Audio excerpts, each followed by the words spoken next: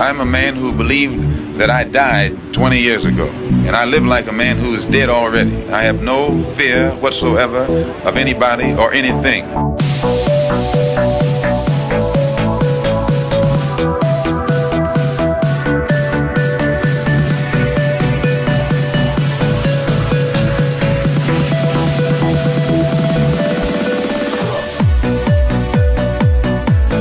Gary Webb. I am an investigative journalist, and in 1996 I wrote a series of stories entitled Dark Alliance, which was about CIA involvement in drug trafficking.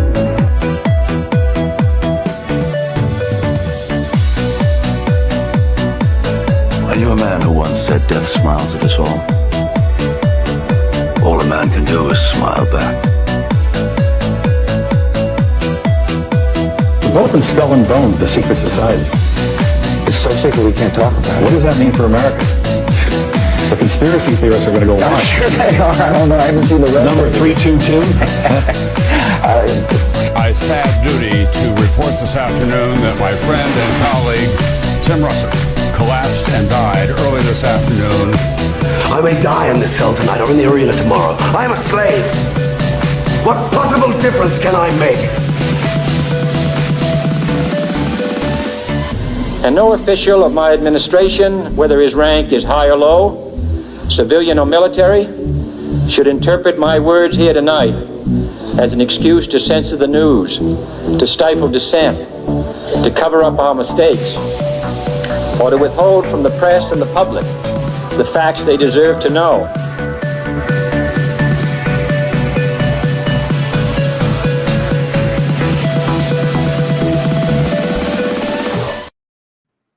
Welcome to another Already Dead, your favorite weekly conspiracy call-in variety show.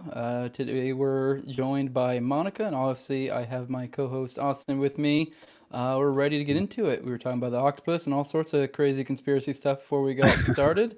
I did want to ask your opinion or your thoughts on something real quick. I was just thinking about it, Monica. We brought this up last week, and I believe it was the great follow Booty Boltzmann on Twitter that I saw brought this up, that apparently Danny Casolaro, the title of his book that he was working on was called Behold the Pale Horse. And then the year he died, Bill Cooper titled his book Behold the Pale Horse.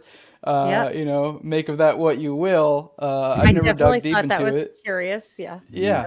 I don't know if you have thoughts about Cooper or just that in general, because well, I've never dug into him too much. So I know everyone thinks he's a Fed, but I don't know. Yeah, but anyone who, like Philip Marshall was another one who wrote The Big Bamboozle. Anyone who is killed for it, I feel like has some redeeming. You know, like they may be inside. I mean, Reagan, I'm sure, was somewhat inside. JFK was somewhat inside. Nixon was definitely a hardcore insider. I mean, they take people down because they have some, you know, I try to attribute it to a shred of integrity, and a shred is just cannot be tolerated. So anyone who dies for the cause, I feel like, and he was gunned down by the feds, right? Yeah, something like that. I've never dug too deep into his death. Yeah, I think he was. He's actually in that supercut, that edit there at the beginning. He's at the very end, I believe. Oh, I missed that. Yeah, but Phil Marshall also like murder, suicide, killed his whole family and his dogs, and then killed himself. I'm like, definitely did not do that. And then one thing we mentioned in our like brief back and forth was about the Casolaro thing. There were some murders back in the day that's are covered in this book. Triple homicide, yes, Fred Alvarez. On Wackenhut, right, on the Wackenhut or Cabazon property.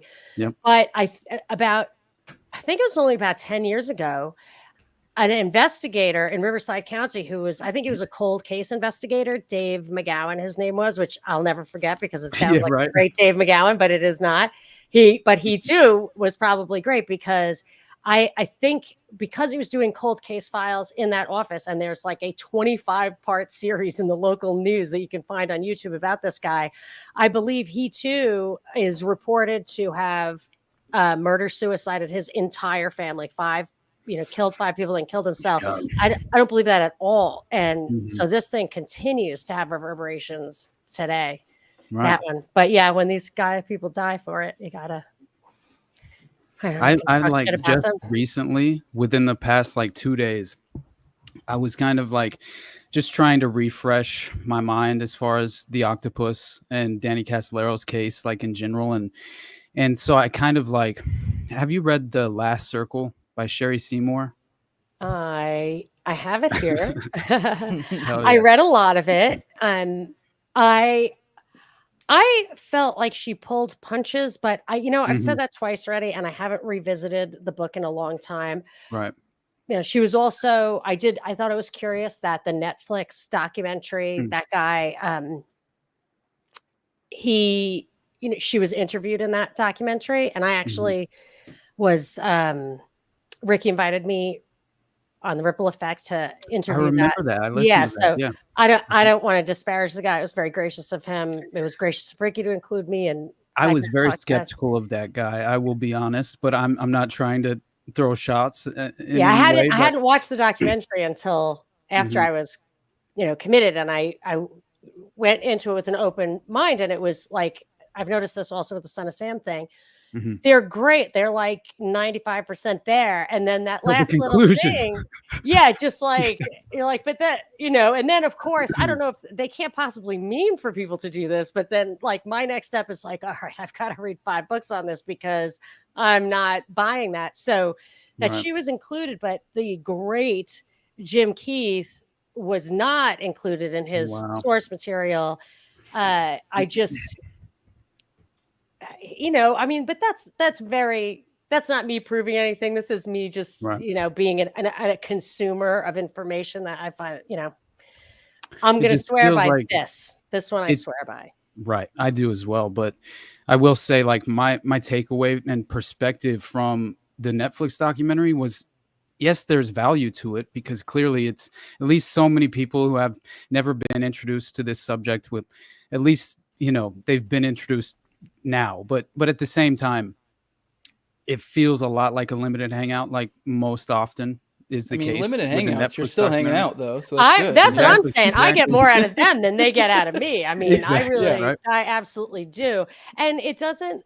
It almost gives you cover because they're bringing it out to the fore. They're not too worried about it anymore. I think it's called like they flood the zone, or it's the equivalent of Google bombing.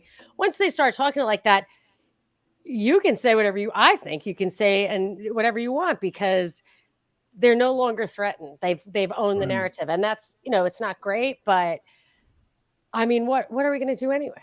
Like, what are we going to do? How are we going to?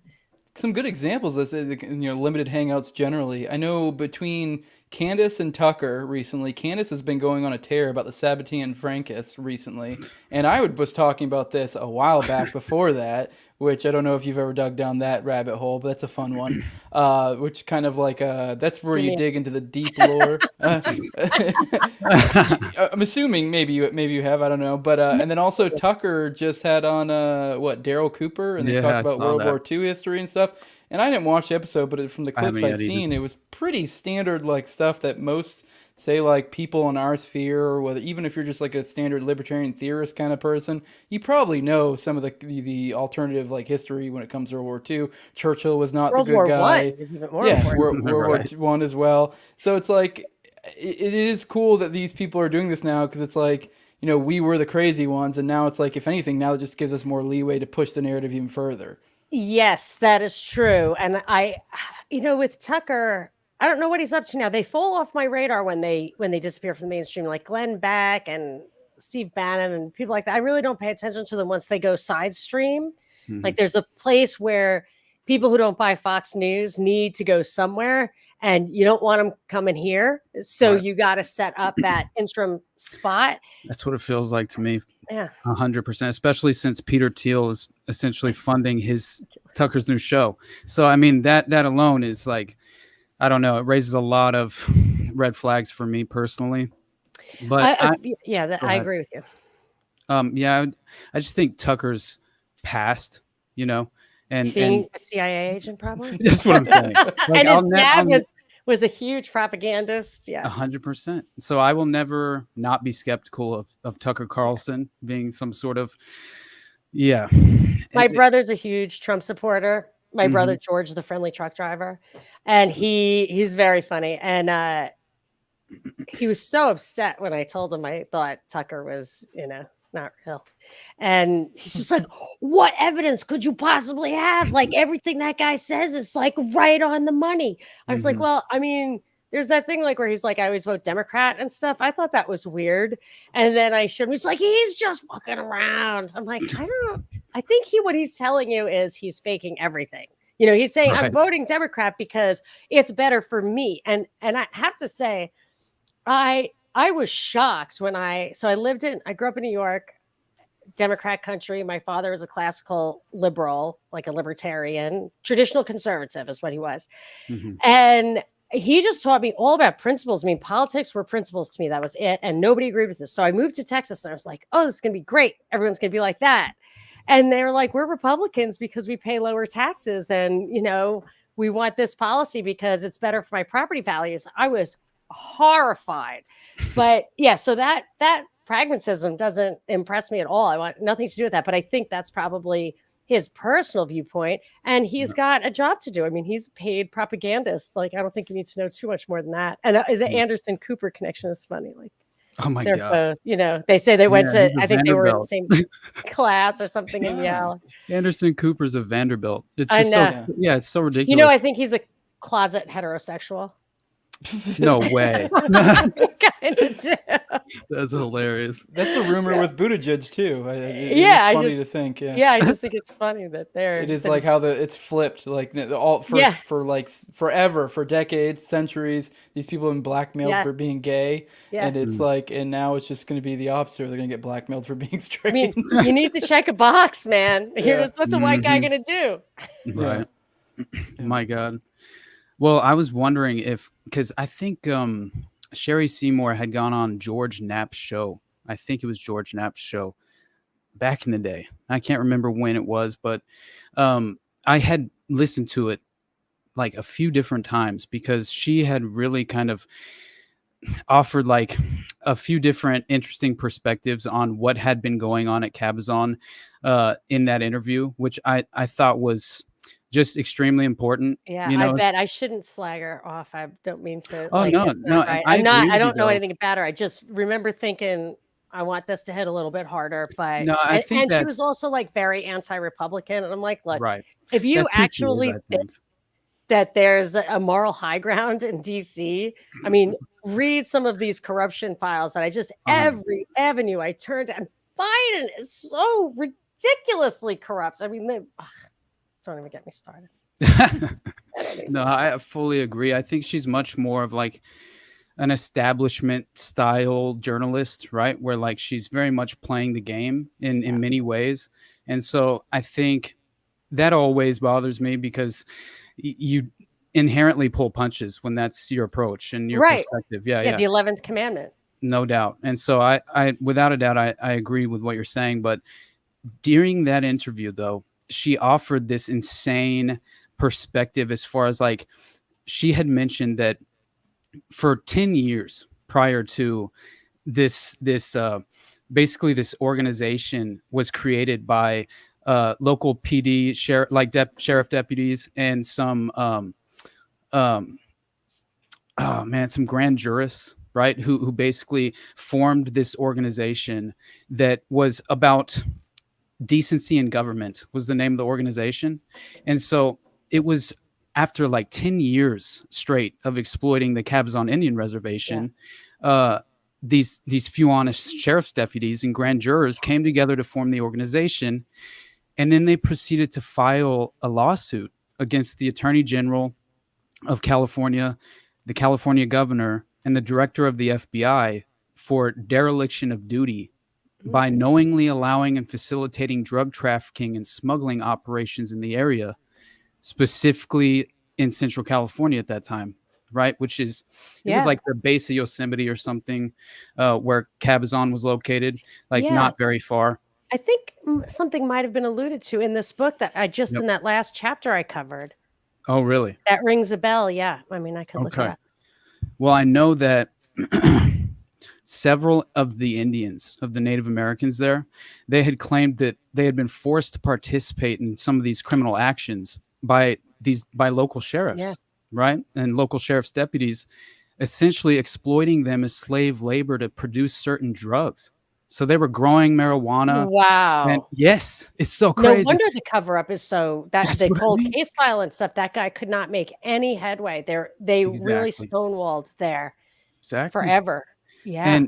And so operatives were flying small planes into the area using the reservation to smuggle in drugs from Latin America. And at the time, part of it was cocaine being grown in Peru, which was then processed in Colombia and was subsequently distributed out of Costa Rica. And didn't the assassin in this book, I don't know if you read it, but there was an assassin who he was definitely responsible for one of the many murders that's covered in this book, but he kept going down to South America, and I think he kind of just disappeared into South America. And I can't remember his name, but there are pictures of him and everything. It's probably him. Is that the dude that you mean assassin, the one that was theorized to have killed Danny, or is this a different? The one who's theorized to kill Danny was Cuellar, Cuellar, between Jose and Monica Perez. We should be able to pronounce that, but I really can't. I don't know. And so he was the one who they thought killed Danny. Then there was the Nichols guy who was the real hardcore guy. There were a couple of Nichols in the book, but the one who operated out of the Whack and Hut Cabazon thing, that guy really killed people. Robert Booth Nichols, something I can't remember. There were two. I think the Robert Booth Nichols was a different super shady Nichols, but the John maybe. And there was an actual guy, I forget which. Maybe it was the triple homicide this guy was responsible for, but they pretty much had him dead to rights. And then, of course, he just disappeared. But there was a lot of South American stuff going on there, too. I mean, that's the thing about this book. Like, he just wanted to know about the software. Like, that was his big story was software. And he was so fascinated. Me too. Like, reading this book makes me nervous. Reading 100%. It, much less writing it. I'm just like halfway through because I don't always get through the whole chapter in advance. I like to try to make sure I can pronounce all the names and stuff. And sometimes I don't. And I'll get halfway through and I'll be like, oh, I don't really want to say this. That guy's still alive. 100%. The whole story of the Hamiltons and Inslaw and Promise and the two different courts ruling in favor of Inslaw and the Hamiltons to only be overruled, right? I mean, it's just Edwin Meese, the attorney general who worked in California. All the Reagan guys. It really breaks my heart. I loved Reagan when I was a kid. He was president when I was a kid. He was so cute. And my mom was, liked him from the movies. And when he got shot, I cried. Oh, and man. I'm still I don't know how much of this they kind of cut him in on. I mean, he had to have known something was going on, but it would have been smarter to never tell him anything. And why would they? Right. It's really Bush.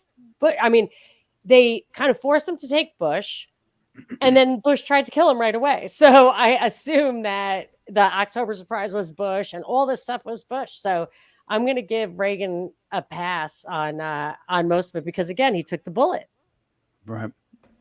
Yeah, I find like Trump, you gotta. Oh, don't do it! Don't do it, Monica. Oh my God. What's your take on that? What's your take on that? Ridiculous. You think she knows what's up? Within 5 minutes of the so my son called me to tell me that Trump was shot, and I was like, oh shit, mass trauma event. I'm just not in the mood. And then the second thing was he got shot in the ear, and I was like, that's a bullet to the brain, man. That guy is fucking dead.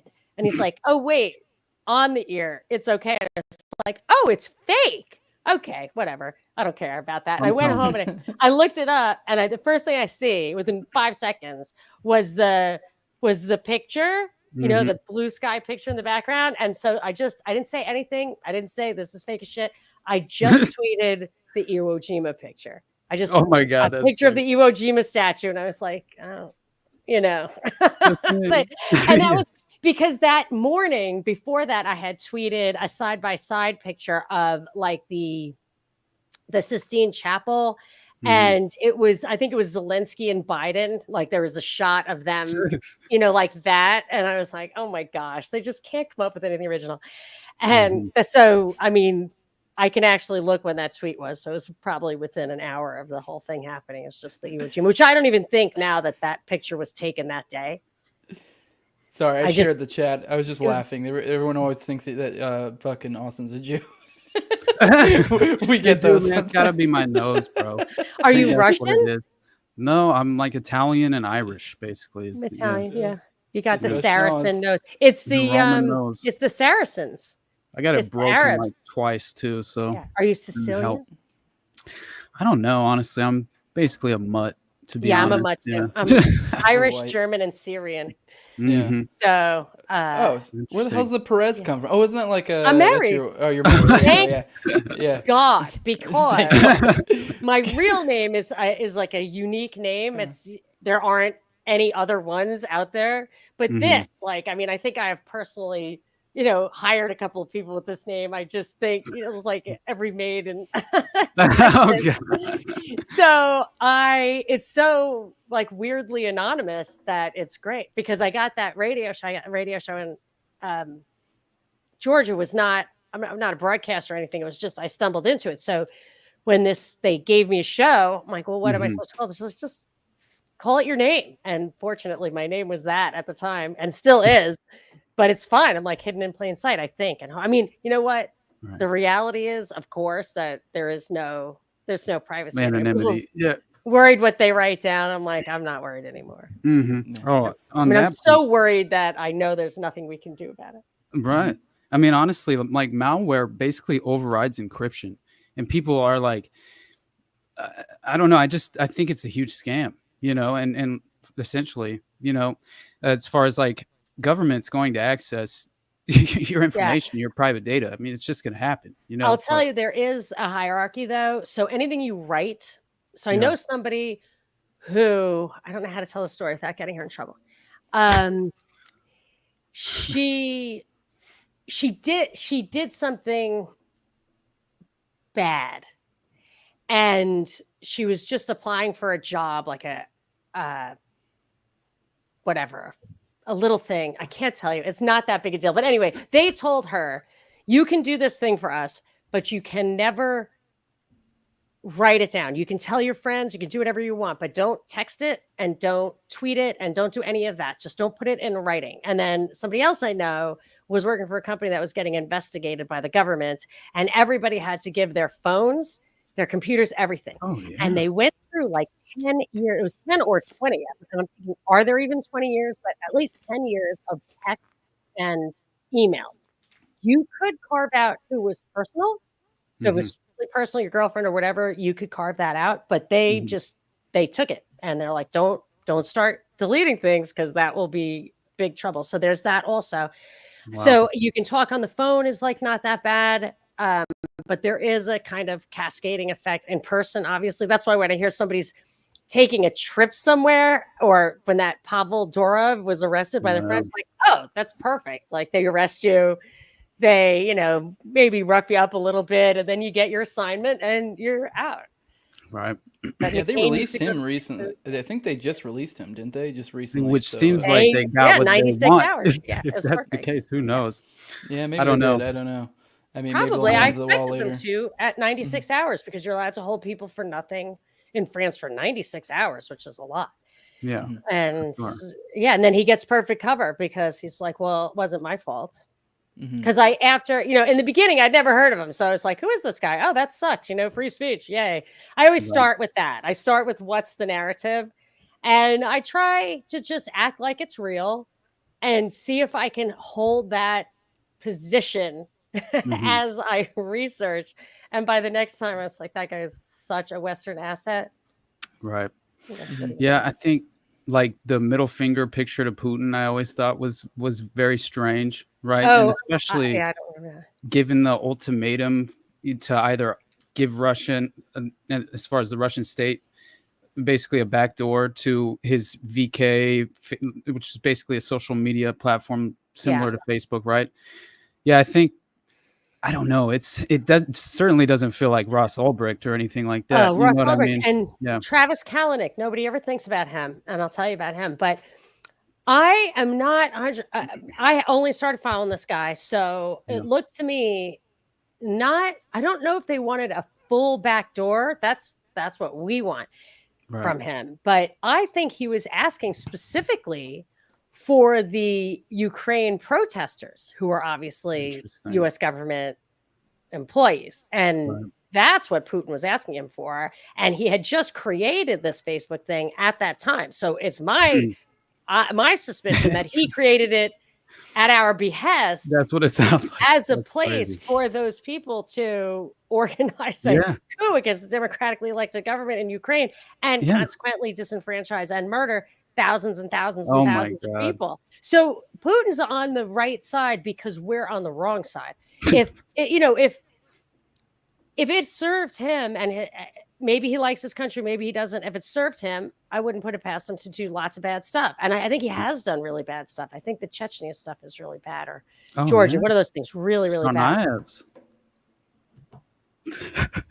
I'm sorry, I had to do it, Monica.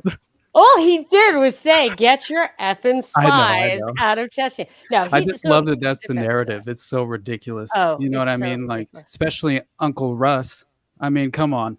Uncle, right? Sarny, Uncle Rustlin, Rustlin Sarny. And it's the Boston bombing for the people who aren't following. Sorry. Yes. That when Robert Mueller gets up and says, "We're looking for these two guys, thing one and thing two. And we think they're from Boston because they were in Boston. And just if anyone recognized these pictures," and I'm like, they're on your watch list. They live 1 mile away. Yeah. And besides the fact that they work for the CIA, but like even just the official narrative is that they're two guys on the watch list who live within 1 mile. Mm-hmm. You know what I mean? We spend $1 trillion a year on defense. I don't understand how. I kind of feel like I could have figured it out just Googling it. Like, where is the terrorist watch list of people in Boston? Like those definitely. Guys. But especially how like his parents were like, I mean, didn't the FBI even met with the family, because the parents and the family and friends, at least everyone except Uncle Rustlin, they all maintain their innocence. I mean, basically to this day, for the most part, as far as I know. Yeah. I had I had a conversation with someone connected to them once, which was weird, but I'll tell you about that. Okay. I didn't want to cut you off. I'm an interrupter. No, you're good. It's very annoying. I'm a New Yorker. I can't help it. You're good. You do whatever you want to do, honestly. But my only point is that basically they were going as far to even say that the boys were both set up as well as being closely monitored by the FBI at the time. And in a series of like Channel 4 News interviews, which was, some British public broadcasting service, they were one of the only prominent media organizations willing to even allow coverage of the family, Zubadet Tsarnaeva, who was the mother of the two brothers. Yeah. And as far as like, she claimed that she knew the FBI was monitoring them because they had visited her home at least 2 or 3 times leading up to the bombing, and had also been in touch with Tamerlan over the phone. And the father, Anzor, he even said a year and a half ago, around 2011, they came to our home, 2 young people from Boston. They said they wanted to talk to my son. They came in, we sat down in the kitchen, them and us. They said, we're doing preventative work. We check out all the young people, they said, how they live, what they do, what intentions are for the future. They also said that here in Boston, we don't want our children to be blown up in the streets. That's their words. We want our children to be safe, they said. And Anzor continued to repeat the claim that Tamerlan had called his mother a few days after the event and told her that a U.S. security agent had called him and said he was suspected of carrying out the bombing. I just think that, like, especially when you have Uncle Rustlin, who clearly, like, changed his name after the event to Sarnai, right? No, I think it was before. Before? He was hardcore. Tamerlan lived with him for a time before he came to the U.S. Rustlin was definitely an agent. So do you know about Rustlin? Oh yeah. His wife, Samantha Fuller Tsarnaev. Oh yeah. So Samantha Fuller Tsarnaev was the daughter of the CIA chief of Afghanistan, I think. Yeah, Graham Fuller, who's like in the Gallery of Rogues on Sibel Edmonds. And these guys were in his sweet spot for radicalizing imams to to undermine Russia. So I remember a lot of the stuff from the family, Tamerlane's family, like the things that you're talking about. Mm-hmm. I think they kind of soft pedaled it, or they were in the dark to protect them. But but Tamerlane went to a CIA training facility called the Jamestown Foundation, I think in Lebanon or something. And I think what got him kind of marked for death was when Russia made him. He was in there trying to radicalize the imams, and they said, basically, get your spy out of here. Yeah. And then they're like, okay, we need a patsy for this thing. Let's just kill that guy. Yeah. And then but the little brother, I feel bad because he was like a dental student. There was no reason to kill the brother. Yeah, they act like he's still love alive, in the heart of the city. Stay safe, people. That was his quote. Yeah, that was his tweet that night. Yeah. And most of his tweets were about Game of Thrones and pizza. Yeah, everybody, the teachers they couldn't even comprehend. They don't believe it. And then when he was on trial, I had already said he will never be seen again. And he wasn't. You got sketches and the family was like, it doesn't even look like the same person. The friends were that. And that's what I thought too. I was like, it can't be. But I, of course, could never get a glimpse of him. And that was one of the very few times, because I was on the radio, that positive. There's no doubt in my mind that what I was saying was kind of, they knew what I was saying. And then when I said that last time, I was like, we're never seeing this guy. And he had the trial, and I came back and I said, I told you, you'd never see that guy. Right after that, the Globe put out some like sketchy pictures of him. Mm-hmm. And I felt that a few times with that one, and maybe Miriam Carey was another one where I feel like the narrative had to shift a little bit because of what I said on the radio. But see, I'm not on the radio anymore. So that I feel like that's like a thing that keeps you safe. Like if you don't have a lot of reach, I think the two things that really get people in trouble is if they're charismatic leaders, like courageous and charismatic leaders. And I'm really not a leader. I'm just an analyst. And then the other thing is if you have firsthand information, which I don't have. But one thing they told me, I remember some fan said, hey, you're going to get in trouble if you say that you're positive that Tamerlane Tsarnaev was the naked man. Why can't you just say that's your personal belief? And I'm like, no way, because I'm totally positive. There's no question. I was up all night. Like, I'm absolutely positive. And the guy kept saying, it's like, you kind of don't want to say that. You kind of want to stop saying that. And I was like, no. But I mean, and actually, when the guy in Florida was killed, Ibrahim Todashev, another totally innocent person, his wife called me from Russia. Or had me call her. That's why I knew it was Russia. Oh my God. It was hard for me to call her from WSB. And I told her, I asked her, I was like, do the family not know that they were CIA, or the Tamerlane was a CIA agent? Do they not know Jahar is like not really Jahar? Right. And she said, what they say is that the government wants to close the case and they're pinning it on these guys, and it wasn't them. And that may be what the family believed, but it wasn't what I believed, but it may be what the family believed. What now, if I remember, are you full McGowan? Are you full McGowan that you think it was an event? Oh, I never watched his like 4-hour thing. I didn't even ever consider hoax stuff until long. I hope they're hoaxes. Hoaxes. Yeah. I think it probably was, only because are we you on YouTube? I don't think okay. Don't worry about it. Whatever. I'm sorry. Just kidding. Okay. Yeah. Right. I have no idea, but I feel like because people there, after the fact, a lot of people, they had mandatory grief counseling of all the first responders, people in the hospitals and stuff. And I think after you went to one of those, you just never said anything again. You never scratched your head. You never gave any details. And to me, that's like controlling a situation that it's like the FBI doxing people, like this January 6th thing. They visited anyone. If your face was on Facebook or the internet, whatever, they would come to your house, and that made everyone take their videos down. So now we can't reconstruct the day. We would have been able to reconstruct the day with millions of hours of video and seen exactly what happened, but they needed everyone to keep their personal eyewitness information to themselves. And that's when I feel like something's being created Oh, yeah, Jolly West was part of the in the aftermath of the OKC. He was helping out with the, I guess, people with trauma. Essentially, that's what he was trying to do. He was part of some sort of trauma team. I forget what it was called. He was working with the feds, and there are claims that they were people that were getting like kind of borderline bullied. I mean, take those claims with grain of salt, but I mean, he definitely was part of some sort of team. Yep. Yeah, It's also. I'm currently reading.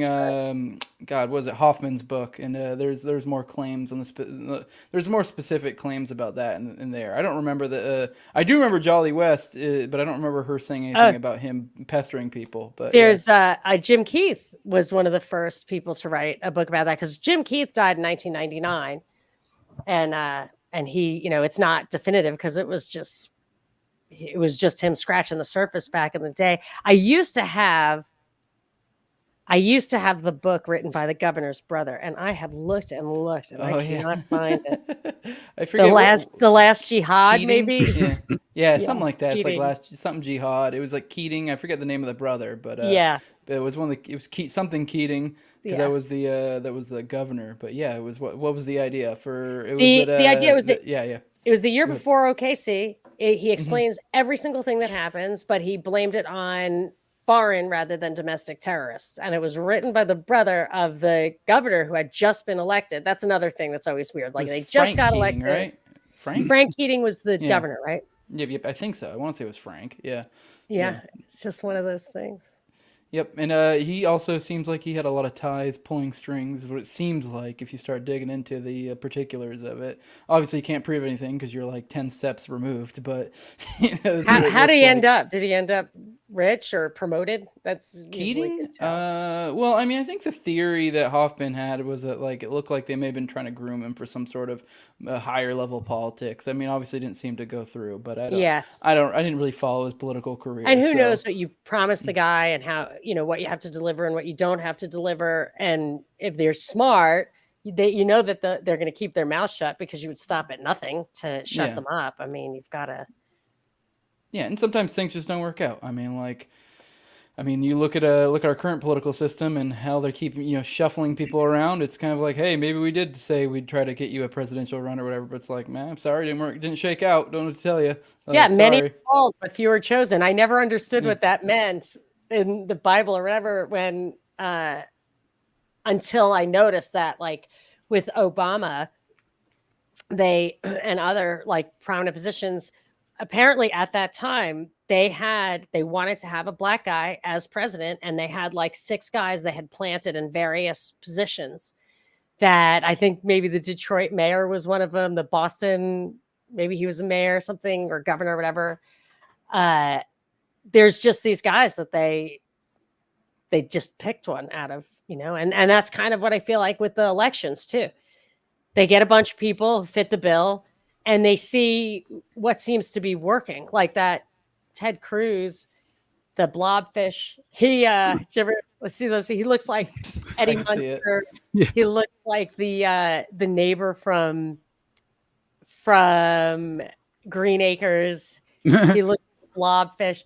But I think that they would have gone for him if people would have rathered him over Trump. But like so many are called and few are chosen. Hmm. Yeah, I mean, it is weird that Kamala would be the one chosen, but I do think sometimes you can push your way into it. It seems like I really don't feel like she was meant to be, but I don't know. But she has this ethnicity that's so convenient, and that Trump, by the way, supported, gave her a little sheep dip on the Indian thing. So because internationally, I don't think people care that much. They don't have the whole like. The greatest lever internationally is not a history of black slavery. That's our thing. So here it's useful for her to get that vote. But internationally, I think the Indian thing is more important. So when Trump said, oh, when did she start being black? It's like, I think they knew early on, the writing was on the wall that that's the box she was going to check for a long time. I think Willie Brown pretty much sealed that deal. She paid her dues. Yeah. That's hilarious. Yes. So then Trump tweets, I mean, we're told in jest, here's Kamala, who's, always loved and bragged about her Indian family, here with her Indian family. And you put that stuff will circulate in India, and they're not going to say, but he was being ironic. He was being sarcastic. That doesn't mean anything. So I don't know. I mean, I know everybody is so sure Trump's going to win, but why squander this opportunity to, unless the next big thing is us going into Israel, in which case you would want Trump would be the actual scapegoat. Like you would put that on him and slaughter him instead of doing it to her. You want to keep that pristine. I don't know. Yeah, I can see either way, honestly. I mean, it's like if Kamala gets in, it's a demoralization campaign. If Trump gets in, it's like we're going to co-opt the right to get back in program, back in lockstep where we want to be. Real riots if Trump gets in. Yeah, real one. I mean, they might try that. That either might way, actually so, suck. Yeah. Yeah, I mean, they might try that either way. I mean, I just had Radix Verimontal drop Friday. I don't know if you heard about that thing that happened in Virginia, the Kekawa militia, where they're you have to look into it. There's this guy named Ford Fisher. He did really good coverage on it. But there was talked about this a little bit last episode. But we like I said, it's gonna drop on Friday, so it will be a real deep dive for those interested. But this guy, super duper glowy. He literally admits he says he was CIA when he joined this militia. But then he's like, but I can kind of let you guys know stuff ahead of time type deal. And they're like, oh, okay. Which that's great because we work for the FBI, and sometimes you guys are 2 steps ahead of us. Yeah, and then lo and behold, this guy starts pushing these guys towards violence, talking about homemade explosives. And the one that really got me, because this whole story dropped before the assassination attempt, but then he made some weird comment to them about hey guys, what do we have any plan if a president were to get assassinated? He's trying to imply what are we doing if that shit pops off? And you're like, what? I mean, he ended up getting busted because the militia outed him. And then he ended up, they found ricin at his property. And then he got, he was ready to, activate. I mean, I don't know what all he was doing with it. I don't know what his ultimate goal was. He never really said, but I mean, he was looking at provide the weapon. Yeah. Yep. So yeah, he had given some dude a manual for explosives that was literally from a government organization. So it was supposedly it was unclassified, but it's for official use only. So it was one of those things he's not supposed to be just giving out. So there's a lot of Fetty stuff. He tried to fake his own death after they outed him, not very well, which is what makes it kind of funny. There's a lot more to the story, but either way, he was a glowy, and I did find it interesting. That's this guy, what was the angle here? Because this is in the aftermath of Whitmer, before the assassination. Yeah, they always seem to provide the weapons and stuff. Like the first World Trade Center bombing, there was some guy named Hector. It was such a sad story where he was so down on his luck. He was out of work. He had, I think he had separated, or he had a baby, and his wife was, I don't know what, a druggie, or he was recovering, and they just worked him so hard to do something bad. And they said, look, just go into Home Depot and buy a rope. If you will just buy a rope, then we can do this whole terrorist plot without you. That's all you have to do, because they needed him to do an act. Mm-hmm. And he's like, I would, but I don't have the money. And they gave him whatever it was, the $3.75. So, and then he's going to jail for 20 years. I wish I remembered his last name. I could probably dig it up. But so when I hear Ricin or whatever, I feel like these guys, or the Ahmad Salem from the World Trade Center 93 bombing, which was supposed to do what the OKC thing did, but ultimately it took till 9/11 to get that USA Patriot Act, whatever. And with that, the undercover guy, the operative, was horrified that they used real explosives. They basically fired him because he wouldn't do the real explosives. So I feel like that's a tell, because the other guys are just being provoked. Okay. Yeah, it checks out. One last thing before we get into the call-in thing. I did want to, the call-in portion of the show, I did want to bring up, and for those who just, the first time, we will go into a call-in. I'll put a number up. Also, we'll start interacting with the chat. But this is the 42nd anniversary, I guess the week, I don't know the exact day, of the disappearance of Johnny Gosch. I don't know a ton about that story. Yeah. It's one of those ones that always seems to come up in the tangentially in things that I'm studying, like whether it's like child sex rings and stuff like Yeah. that. It's always like that comes up. I believe it comes up in the Franklin scandal. I believe it may have been in Nick Bryan's book. There may have been a little bit in there. But There's a I small don't know if you want to portion. give a quick rundown, Austin, for those, Yeah, because I do sure. think we should at least give it a shout out.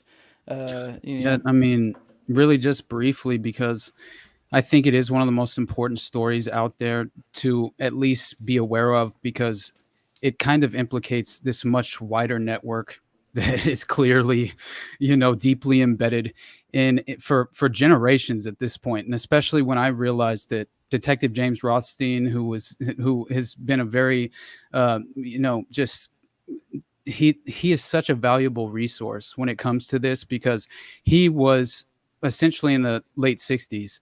He was placed in charge of investigating sex trafficking operations, basically human trafficking, and it was really as a part of the New York State Committee on Crime, which I found very interesting. But anyway, that's what it developed into by 82, which is kind of a crazy story, because he connects all of this from Franklin to the Process Church, which includes some Oh, of them. really? Oh yes, 100%. Wow. So, but to briefly at least, introduce to people who aren't aware of Johnny Gosch and his story, he's one of the very first pictures of a missing child ever to be featured on a milk carton. I think there was like a couple before him, but definitely one of the very first. And basically, he had been a paper boy in West Des Moines, Iowa, and come to find later, this elite individual within the network had a paperboy fetish, and specifically ordered through Michael Aquino, allegedly, the abduction and kidnapping of Johnny Gosch. And then there were other paper boys in the area that were also abducted. He was not the only one. It was like 3 in total. And then another one, which was apparently one of them didn't go as planned. And so they had to substitute in another child and abduct him. And that happened to be Jacob Wetterling, which is a ritual satanic murder. And yeah, it's one of the most insane stories that I've ever read. I don't know that one. I know Johnny Gosch. Insane. It's insane. And so anyway, shortly after I don't know that one. Yeah, Where did you read about it? Is there a book or just recently? Right? Yeah. I just mentioned it last week, but I had just recently discovered this story in an interview by Detective James Rothstein, who connected this all in with the Johnny Gosch abductions. And that was like, he to me is almost an undeniable source at this point. And especially when he's the guy, by the way, who arrested Frank Sturgis on the way to assassinate Marita Lorenz. Yeah. Oh, wow. And interrogated him for over 2 hours. Right? Wow. Did he cop to being a Fed? Oh, hell yeah. He admitted to being on the grassy knoll, involved 100% in the operational aspect of on the ground, because Howard Hunt, he was basically running point from the grassy knoll as well, because they had stationed it's the craziest story ever. And Frank Sturgis ended up suing Detective Rothstein to keep him from talking about what he told him. Wow. It's one of the craziest why things didn't they ever. just kill him, Rothstein? I guess it's too obvious. I found it. Point. Yeah, it's pretty nuts. He claims that he's basically that there have been real efforts from the CIA to discredit him in many ways, and he's basically avoided that for the most part. Great, thankfully. But anyway, I am looking into the satanic stuff, which I didn't really fully. I bought myself a crucifix because the witchcraft books are scaring the shit out of me. Have you read I believe the something Chicken Hawk? Was it I just finished the book recently. I Have the Chicken Hawk. You read that, Monica? Oh, so good. Dark read, but it's one of those like smaller books, so you can kind of just get real through it like real quick. But good. Yeah, it's good. It's dark material, but it's basically about child sex or prostitute like rings type thing, and like connecting them from like was it North Fox Island and the Dutro, thing and all that stuff. By the way, guys, we're gonna open the phone lines today now. No ad read today, so we're old Nadeau's taking a month off. Ooh, I so miss having calls. That was the two things I really loved about radio. One was the calls, and the other was being able to reach people who weren't in the silo. So you'd reach across the aisle, it would freak people out. They would call and yell at you, and you'd be able to have. I didn't like being yelled at, but I liked being able to have. Sometimes they wouldn't yell at you, just have an exchange of ideas. But then when they got frustrated, they would start yelling at you. Right. But and also the calls, I really miss that. So I don't know if the calls are as good if they're not mad at you. I mean, it's fun, but it's something about like getting into it that really. Well, I kicked someone out of the chat today, so maybe we'll have someone angry. So I don't know. Really like that, but it helps elicit the nuances of the argument is all. If somebody's on the other end of the rope. Yeah, definitely. Someone was talking a bunch of shit, and then I not too over the line, but I was like, whatever. I timed him out. I didn't ban him. He can come back. I don't know how long the timeout is. Never ever. But had no rules for the screeners, nothing. They just couldn't believe it because I think people used to screen out the Ron Paul callers. And I was like, I love the Ron Paul callers. Yeah, the best callers, man. They must have hated me generally. I think they might have been, they used to maybe goof on me because I was conspiranoid, like, the radio station, like I was a novelty act or something. I'm like, hey, buddy, I'm actually right about this shit. Like, right. Yeah, this is going to check out. By the way, Nicholas says on Boston.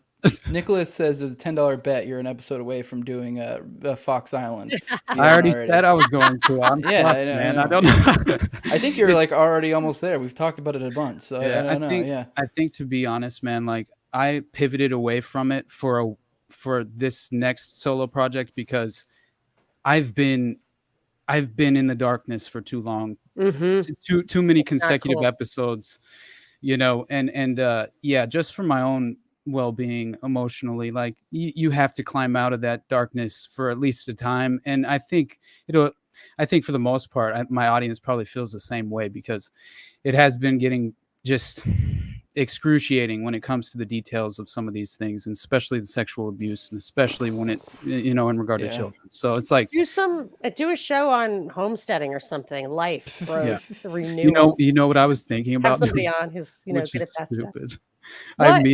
I immediately was like, okay. I found out about this guy named Paul Kane, and he was like this kind of almost basically in the Branham circles of like becoming like this kind of the Jim Jones aspect of the disciples of William Branham. It's very interesting. And Paul Kane was one of them. And I found out that he became a priest, and he essentially was, deeply embedded with MK Ultra, which was something, I found. Well, Jim Jones definitely was. Oh, 100%. And so was this individual named Paul Kane. And he had this insane backstory where he basically had this like divine intervention at birth, which gave him this ability to become some sort of prophet. And it's strange, but he essentially used his position he would kind of scam them, like in the OTS. He would scam them by like launching these sort of like, he would have somebody on the inside that would like create this electrical outage at the perfect moment during his sermon. And so it would just like, wow, that's good. That's clever. Of course, legitimately using special effects, stuff. right? Yeah, that's it's like amazing. And but anyway, of course, I come to find that he utilized this position to surround himself with young boys who he then sexually abused. So I'm like, fuck, I'm not doing this. I can't do this. You need a break. That is not where you want to go. Not next. A break. Yeah, Eye of the Chicken Hawk starts right off with snuff. That's like the first chapter. Son of Sam. That is apparently what the Moskowitz murder was about. 100%. And he even said himself that there was filming going on. David Berkowitz during he said somebody wanted to film it for somebody else or whatever. Yeah, definitely. It was an order, made to order. 100%. And I would say get a chicken, like buy a chicken, grow a chicken, collect the eggs, but I think you have to murder the chicken. So you might have to just grow like a watermelon or something. Like do something a little less, something For real. that cleanses your soul, gives you a little. Or I always tell people go volunteer for Special Olympics, which you were talking about kind of the other day. About the lobotomies and stuff. My mother said Rosemary was lobotomized because she was promiscuous. I heard this. My mother remembers that. Oh, okay. Yeah. Well, she said she remembered that. Anyway, but if you go work with those kids, you definitely, first of all, you got to run after them. So you can't be thinking about other stuff. And it's funny and fun, and it will definitely make you feel good. So you can put your feet back on the ground. Right. No, I'm kind of desperate at this point, but you're 100% right about Stacy Moskowitz and her death, because it was almost without a doubt, it was filmed by someone who was hiding in the van. And Radin, the guy's name is R.A.D. Roy Radin. Rich guy. Oh my God. You look up this guy's mansion and what was going on there. And then his death being involved with, they were all in that network with the ritual murder of Arliss Perry and all this different stuff. And Manson 2, which is Did they ever figure out who that is? William Metzger, I'm almost positive, is Manson 2. That's who David Berkowitz himself said was Manson 2. And and his story is insane. But totally gonna, because I'm reading the first edition of Ultimate Evil, because hell yeah, Maury Terry's sued by the OTO, so he took all that stuff out of some editions, so it's not in the audiobook. And I'm going to do a show with the History Homos on this coming up. Nice. And they were listening to the book, so I'm going to have to fill them in on all the process of the OTO, because he had to take it out. But because I'm reading the first edition, it's old. It's like really old. It's 30 years old, and there's things have happened since then that I have to. And then I have to reread Program to Kill, because I'm sure those guys are just going to, well, that was chapter 7 of Program to Kill. Like, where have you been? And then there was a book that David Berkowitz sent to, I think, Maury Terry, where it said the stuff about the Arliss Perry murder. Did you hear about that? It's called Anatomy of Witchcraft. So I bought that. And now it's like on my bedside table, which is why I'm wearing a crucifix. Yeah. Because compensate. It says right in the book. It is like they don't like that. I'm like, okay. Number one. Did you hear that? Every color. That basically, the Ultimate Evil is just the perfect name for this story. Yeah. Because there's a quote in truly it. Within like the principles of the doctrine of the process, like I'm very into, of course, like the OTO, Aleister Crowley sort of vein, but with Robert de Grimston, I mean, Marianne McLean, his wife was married to L. Ron Hubbard, by the way, which is one of the craziest things of all time. Yeah, and basically, I read a lot of stuff about Jack Parsons, Second Rockets, because I moved out here, and there's a huge building that says Parsons, and there's JPL, and like it's huge. It's a NASA base basically, and I keep looking to see if I see like a little Mars rover. I'm like, oh, maybe they do it here. Right, they're all tied They do it on Devon Island. Manson was huge into Scientology. Oh yeah, look at Devon Island. You will not believe in Mars anymore. Dude, say it again, Jose. I said Manson was huge into Scientology too. Apparently, like I've been digging into that a little bit, dude. Which I guess that then kind of provides the connection to the Process Church. So. Yeah. I'm just getting to the end of Ultimate Evil, and they're starting to get into that Michael Carr and the Scientology and all of that. It's nuts. Clearwater and how they like cleared that out. Yeah, there's a lot, and it's big here. There's a huge, I don't know where, I might have started here. There's a huge Scientology thing on Main Street or Old Town, whatever they call it, Pasadena. And then there's a Planetary Society, which was Carl Sagan. And that is definitely headquartered here, but it's also where the Right to Life was headquartered back in the day. Like this was a kind of a battleground, I think. And that they did busing to kind of break up the community, I think.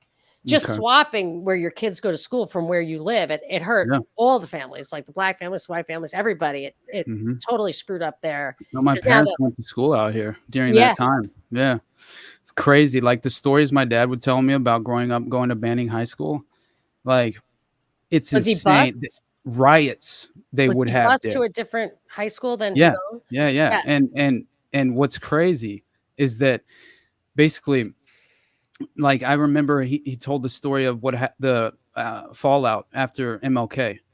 I found an insane story, dude. Yeah. Like, complete riots at the school where, I mean, you're just getting That's what they haymakers want. getting haymakers to the face. You don't even know where it's coming from. Like he's having to run down in the basement in the library to like escape. Wow. Yeah. And to think it was our own, it was, isn't the rumor that it was Jesse Jackson in conjunction with the FBI? I mean, really, like that's so that's crazy. the rumor. Yeah. But yeah, it's nuts. And Go ahead. Sorry, you got something else? I thought you were coming to the end of your. If you have something else to say, Austin, I just was going to bring up this. Dude, I could go forever about it. I still haven't even finished Johnny Gosch. We're supposed to do an overview. I didn't do that at all. Speaking of Gosch, I guess this brings us back to it. Our buddy Dr. Corbo. Really? I don't know how legit this is. I mean, it's just something I've never really dug into. He's saying, if you want a real wild ride, go compare Noreen Gosch, her contradictory statements, her spooky friends, etc. And remember, you can't question her because she lost a kid. And then there's more to it, too. Interesting. And if you want a real rabbit hole, go compare all the photos of Johnny Noreen has released. He's blonde, and then he's a ginger with freckles, then he's a brunette, quite the shapeshifter. Really? So, yeah. Well, and then also, one more. Mae Brussel got death threats from Aquino over the Johnny Gosch stuff. You know Michael Aquino. I got to dig into Ted more Gunderson's best friend he spoke to on the phone every day, which I don't know anything about the Gunderson Aquino is the guy who armed the Black Panthers. He's the guy who, and let me just tell you how entrenched that story is. My son, who has Down syndrome, he likes to read Wikipedia, and he said something to me about the Black Panthers. He said, I want to join the Black Panthers because they advocate for disabled people. And I said, and I was going to say the Black Panthers were infiltrated by, I was going to say terrorists, just because the kid has Down syndrome. And like, I don't want to really get too deep down the rabbit hole. So I said, that was infiltrated. And he goes, by the FBI. And I'm like, what?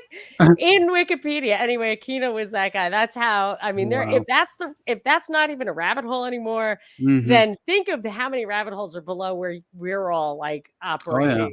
And there's so many connections between like the infiltrators in the Black Panther movement and also the Patty Hearst story, which that whole story is insane. Yes, it is. Yeah, they were, I mean, it's insane what they basically just created out of whole cloth. A lot of those different radical groups within the prison system. And anyway, it's just mind-boggling to me once you get into it, I did listen to a 90-minute interview with Noreen, and I don't know who it was. I feel like it was, Art Bell or something. Some legendary guy, coast to coast. I don't know what.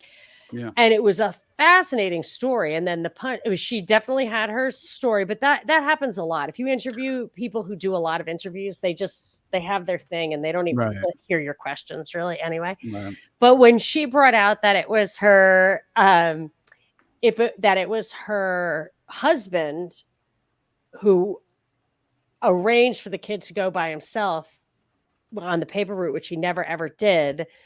That was a huge accusation, and I wanted to know more about what she was talking about. And now someone's saying that her story doesn't really check out. It is a very strange story because he's alive. He went and visited her one middle of the night. That's what she said, yeah. And then he went to an Indian reservation and all of that. I mean, stop it. That Detective James Rothstein brought up this Indian reservation and a pipeline through there that was basically. Oh, right. I'm telling you. Right. That's what you were saying. Yeah. It's insane and apparently there's something called the Underground Railroad that exists to this day that is basically to get these children, these victims of child abuse from these networks and to get them out. And apparently it runs out of that Indian reservation into Canada, which I found interesting. And I guess a priest is involved. And so some other official who are involved trying to prop up this pipeline to try and, hopefully rescue some of these kids and victims of abuse. But I wondered why he wouldn't go have a relationship with his mother.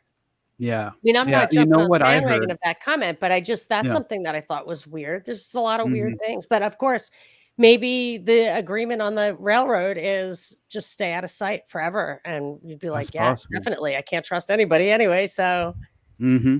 Yeah, it was in '06, I believe, when his mom said that she found the photographs on her doorstep depicting Gosh in captivity. oh yeah. Right? Yeah. I have to say, I tell you, I might have told this story once or twice before. I left home when I was young. Mm-hmm. I mean, people in my family left younger, but I left when I was 17. I dropped out of Mm. high school and I went to Colorado, and I had a fake ID, and I was a waitress. And I worked at a restaurant, and we went out to drink for drinks afterwards. And some guy was talking to one of my coworkers, and then that guy came up to me and started talking to me. I don't know if he gave me his number or he must have gotten my number. I can't remember. And then the waiter came up to me, my friend, and he said, I don't actually know that guy. I saw you talking to him. You might think that I know him, but I absolutely do not know him. And he did kind of like, the stranger kind of said that he knew that guy. Anyway, I didn't really think too much about it, but the guy called me. And he said, oh, you're gorgeous. I want to make you a model. And I was like, of course, like a 17-year-old girl, you can believe that. So I was like, but I think I'm too short to be a model. Like, I'm, not skinny. Like, that's weird because I definitely can't be a model. So he was almost had me going. And what he wanted me to do, he said, it's the modeling agency is out of Dallas. You'd have to fly to Dallas. And I found out later that that's a hub for trafficking to get people out of the country, or it was at that time. And I literally was like almost ready to bite. And then he said something which was so crazy that I was like, what? He said, do you have a boyfriend? Or, it didn't actually say anyone who would miss you if you disappeared, but it was like almost that. And I'm thinking, God. that seems a little weird. Mm-hmm. So I did not allow myself to get abducted. But that's that. I'm confident. Like, also the other weird thing I did is I went to a meeting at the Hyatt Ricky in Palo Alto. When I was going to school, they said that they were going to get on a spaceship and leave the planet. And a friend of mine was like, let's go check it out. And we went, and they were all wearing purple polo shirts. And they were telling us all about how the spaceship's going to come. Oh my God. And take them. And it was the Hale-Bopp comet thing. And they all killed themselves. And I'm like, Heaven's Gate, right? Yeah, you brush elbows, but you don't realize Holy this shit. stuff so you're like, how do people fall for this? Where do they recruit? They're always doing it. And if you're vulnerable, and of course, drugs play a huge part in the satanic thing. And because then you really don't have your faculties, and they can target you because you don't have, if you 100%. don't live near your family. And of course, going off to college, you're far away from your family. They recruit at colleges.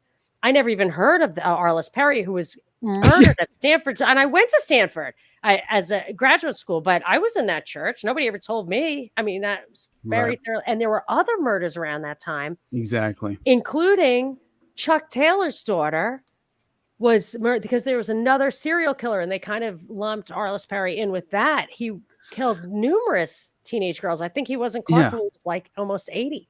But Chuck Stanley Taylor's Baker, he's like a cannibal psychopath who was involved in the process. He actually basically claims that he was recruited on a college campus, right? Going to college? 100%. Yeah, he claims that he was recruited on a college campus. He's like, according to Terry, basically this guy, Stanley Baker, the cannibal, right? It's pretty nuts because that was in Maury Terry's book. Yeah. Well, is it at the end of the book? I got it. Michael Brescia, one of the main guys in was it the ARA? Strassmeyer's homie. He was in college, and then within like in a few months, and all of a sudden now he's in fucking. I actually just got that book. Oh no, actually not that book. Is that the Ham book or no? Which one is that? Bad Company. That's the one I was thinking of. I mixed those two up for some reason. I don't know why I have all these books on my desk. I really literally have like. But yeah, Brescia went from like college, and the next thing you know, he's like, "Oh, now I'm in Elohim City," and you're like, "What the fuck?" So I mean, it looks like. Yeah, what does that? Yeah, I don't know. I'm like, because he was just some young guy in college, kind of looked like a preppy looking kid, and then nope, next thing you know, I'm a full on fucking white supremacist Christian identity, whatever the fuck, hanging out in Elohim City. So yeah, it's weird how that works. Yeah, it is weird how that works. Like, I just don't know what they do to these people to get them on board. I mean, my theory is that they got busted for something, like, I don't know, like, out drinking at a college party and something goes wrong with some girl and you're like, hey, well, we can make this go away, something like that. I have no idea. I'm just theorizing. That would just be like, because that actually is something that happened at Stanford. That guy and the girl didn't even remember having absolutely drunken sex. Like, neither of them remembered it. Yeah, but the Swedish bicyclist called it in, and then that guy,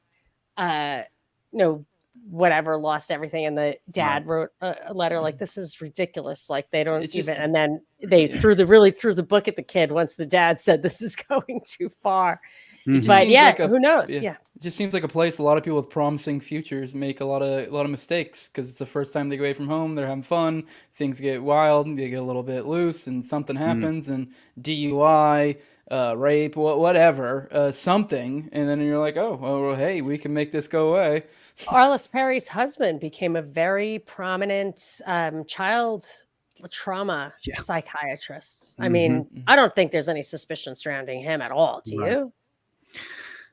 I don't think so. I think much more suspicion on the security guard, who I believe was involved. He definitely did it because he killed himself when they went to arrest him. Oh, well, I kind of video of that.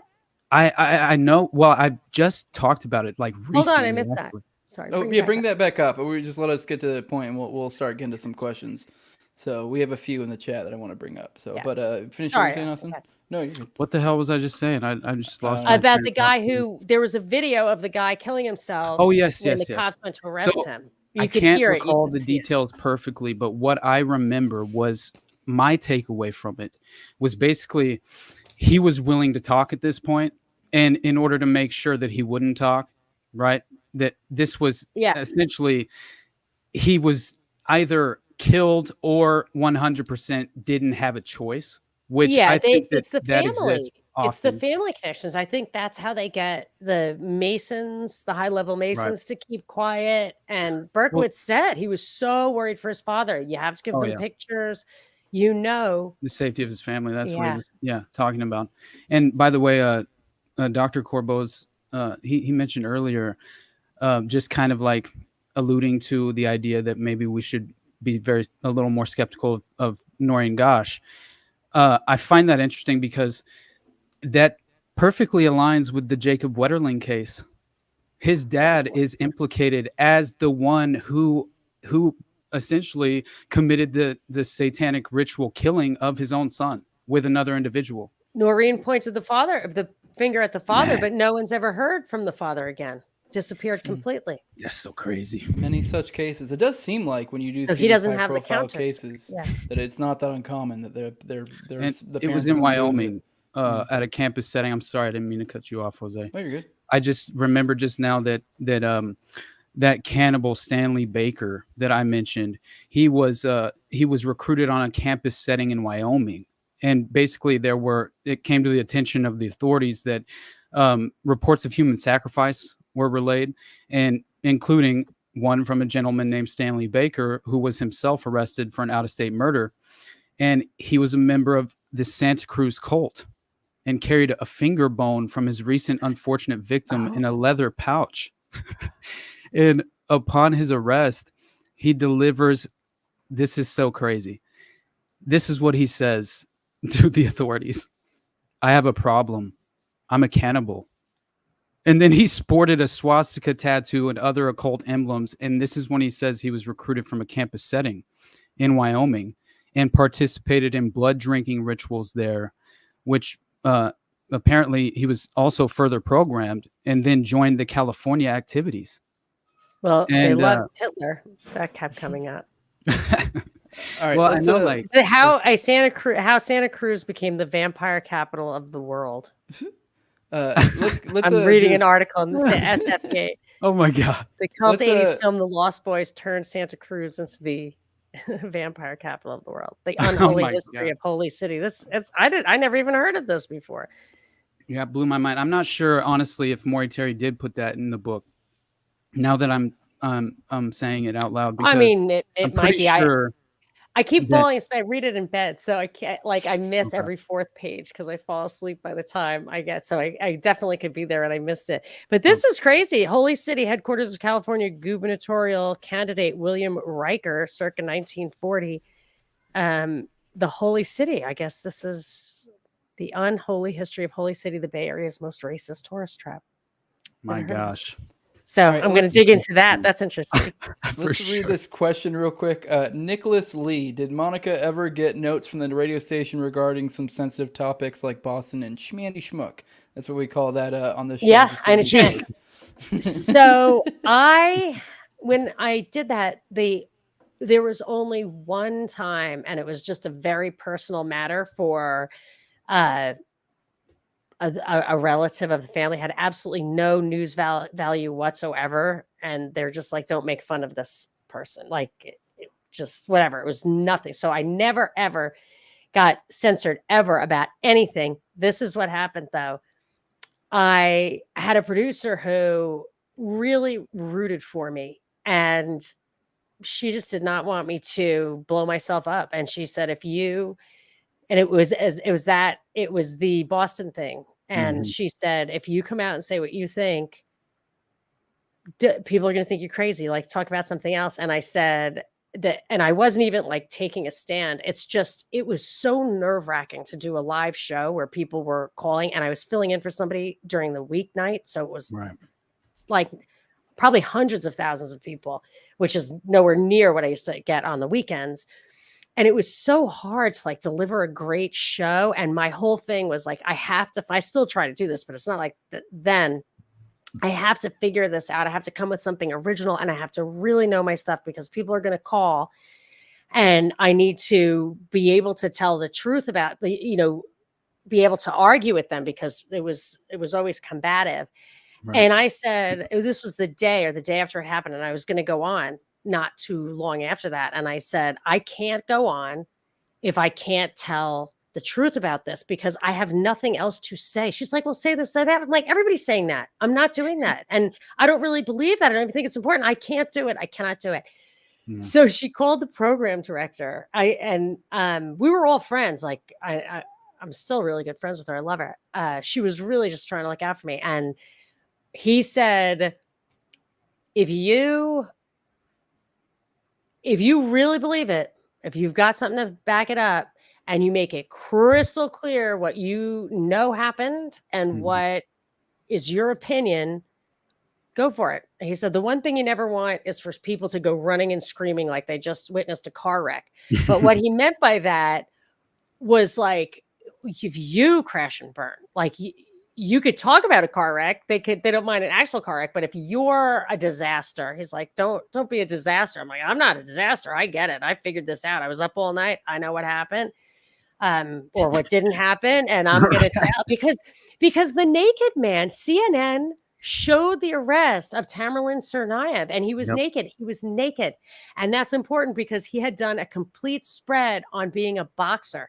So I had 10 pictures of him naked, basically from the waist up. And I was like, I have never seen nipples like that. They're like sticking out of the side of his body. They were low and outside. Like they were just weird. He had these square rectangular pecs. I'm like, that's that guy. And that's when I got the call saying, you should stop saying that you know that. And I was like, oh, I definitely know it. But Tamerlan's own mom. Tamerlane's own mom and closest friends this day identified Tamerlane being taken into custody alive as the naked man from Waterton, only to be pronounced dead upon arrival at the Beth Israel Medical Center early Friday. So here's actually, I never thought of it before this moment. That's proof that he was a CIA agent, because that article on boxing, have passport will travel, something like that, or have passport will box. He said that he wanted to be on the U.S. boxing team, and that he was wherever from Chechnya, and that his wife was Portuguese, and that he had no American friends. So his wife was Catherine Russell, whose grandfather was a CIA agent and, went to Yale and all that. Graham Fuller. She really, I'm going to say that was the woman in the pictures who he said was Portuguese. So that was a sheep dip or whatever. And you know, that's not what you do to when you're radicalizing somebody or any of that. That's an operative. Right. And I'm sure that thing is scrubbed, but I bet. like cracked the code. And then when I had the pictures, I had like 4 pictures, which was very, very clear. And I had all of the video and audio of people calling in saying, I saw the shootout. It was a green car. They surrendered. I had all the audio. And, you know, that Danny Mang dude, his story is so ridiculous. The story of the abducted car. He was a white guy at first. So he's the Asian guy. No, that he wasn't really. So I have an article of the guy. There was a Middle Eastern gas station owner. He said the guy came in. I almost feel like it was maybe a gay guy. It was like a white guy ran in. Somebody hijacked my car. I don't think it was the screaming at the Tsarnaevs. Yeah, I don't think it was the Tsarnaevs. They had a car. They didn't. Yeah. The Why would black they? Mercedes was a cop, in my opinion. Yeah. And then they just changed it to this Asian guy. And the only person who interviewed him was a guy who used to be the FBI PR person, John Miller, I think. And he's also the only person who interviewed Jahar Tsarnaev, which was a great interview because Jahar was dead already. So I would say like that guy gets a Pulitzer for best interview of, in human history. So who do you think killed the MIT police officer? Who killed the MIT? No, I'm just totally like unrelated, in my opinion. You think so? Totally unrelated. Those 2 guys were hit for some reason. Donahue and Collier at the same time. Yeah. And then Donahue supposedly was there were 6 Watertown cops and this Boston Transit cop who had just witnessed the murder of his friend from the academy. And he, for some reason, zips to Watertown to fight this fight and gets shot in the thigh, which I predicted would be a friendly fire, and it was. Oh my God. They're going to find. So those guys were slaughtered for some reason. That's nuts. Hit.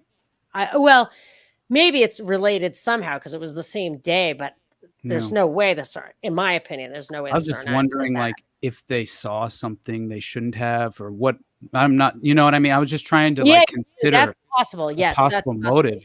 Yes, that's possible. So strange, right, and especially. Go ahead, dude. I was going to say we have from Fire Pixie. So was Donald DeFreeze part of the Zebra murders? I'm not familiar with Zebra murders. Maybe one of you two are. But Donald DeFreeze, for those who aren't aware, was the head of the SLA, which that is the people who abducted Patty Hearst. So do you know what the Zebra murders are, Austin? This seems like it'd be up your alley. No, honestly, the Zebra murders specifically, it's not ringing a bell for any reason. All right, well then back to what you were talking about. I didn't know maybe you did. I know you've done a much deeper dive on that than I have. So yeah, I mean, I'm aware of who they are and stuff, but I don't know about that. So I know that, I mean, like once you get into the Cinque de Freeze and like this whole, it's so convoluted and there's so many details that are required to understand what was happening at the time using the California prison system to essentially, run covert operations. I mean, that was actually what was happening, and it's completely insane. Yeah, Manson was at the same place that Cinque de Freeze was at. It's the most ridiculous. That's why that book Chaos, it didn't really. Did you feel like that really? It left out a lot. The more I dig into Manson and stuff like that, the more I'm like, I wanted left out. Yeah, I wanted. I mean, as deep as he went was basically just. I'm sorry, but just the connection to the his parole. When he absconds back up to San Francisco, right? I thought really that was like most of the most damning, I think, revelations in Chaos, to be honest, was basically just kind of charting that course of how he had been so heavily influenced at Haight-Ashbury, and so at least there's value there. You know what I mean? Oh, there was tons of value, tons of value.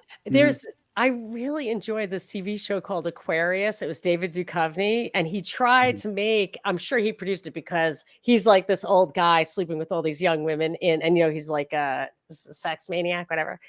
And Adam, I guess. So, but the show got canceled, but there's still a couple of seasons where it just takes place around the Manson thing and Black Panthers. And it's just a weird little show that I'm sure it's probably free. That's nuts. Anyway, but yeah, so I always confuse like what was in that TV show and what was the real thing. But I want them to show what I wanted Chaos to get into. Basically, Jolly West programming Manson, MK Ultra style in one of the many institutions where he lived. And that's all I really wanted to get details on. And I don't feel like I got it. I think he did go into that a little bit. Did he? Now that I recall, like he did go into Jolly West because he did really delve into the Jolly West stuff, his time in prison. I don't know. I don't recall him making a direct connection. I remember he brought up the Haight-Ashbury stuff. Now the prison, I don't recall the him clinic. saying, Yeah, that's true. He really got into that. I don't recall him mentioning anything about Jolly West in prison, but he did definitely bring up or alluded to MK Ultra experiments, in there. And I believe he was implying it had to do with his kind of almost his handler, which ended up being his probation officer later, if I recall correctly. Yeah, and that's why it was very strange because why I mentioned him absconding as soon as he's released from prison, all the way out of his district to San Francisco, which is anybody's going to get put right back in the prison. You don't again, do that. That's a smoking gun. That's true. Yeah, they give him immediately. They give him a new parole officer who happens to be a CIA asset. Clearly, right? So he definitely wasn't shying away from the MK Ultra stuff, in my opinion. No, not that part. Yeah. And Dave but McGowan, there was nothing. There was no connection at all to the process, though. And now that all I'm saying is like, at least for me, I think that there's a massive implication there, especially because you have members of the process going directly from headquarters to go talk to Bugliosi, the prosecutor. And it's so strange. And they get this one-on-one interview with Manson and come out with an article for the Process magazine written by Manson, called the issue of the magazine was called Death.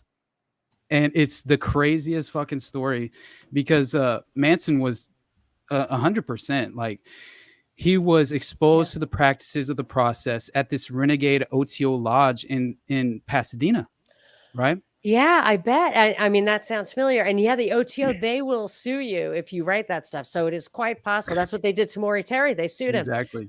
And it is possible that this guy, the Chaos author's approach is kind of like what Dave McGowan would just give you all the facts and you would have to put them together. Yeah. The process OTO thing, I think Maury Terry was probably right about it, and still he lost the case. Yeah, no, for sure. But it's so much more than that, because when you realize that there's these connections directly tying in Sharon Tate's murder to elements of the process, it's that alone. I mean, you don't even have to mention the OTO, and you can, you know what I mean? And all the satanic thing around it, like her last movie or one of her last movies was that satanic movie. Baby. Rosemary's Baby was Polanski's movie. Sharon Tate did a movie where she was like, her last movie was something that literally was, let me just look it up. I think it was, Satan's Bride or something crazy like that. Yeah. All weird videos they found. The LAPD, they claimed 100%. They basically explained like a sort of gang rape scenario that had been filmed by Polanski, and that Sharon Tate didn't look like she was really enjoying it. Oh right? my gosh. Yeah, 100%. So what, they had the film? I can't remember that. Maybe they said they had the film, but it's of course never seen the light of day, but very strange. A lot of LAPD officers claim that they saw it personally when they reported to the scene.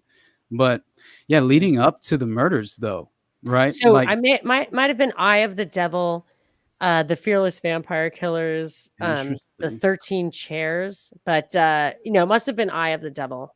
That was the one that was crazy. Well, sorry, Mama Cass Elliot was like so tied in with what was happening there.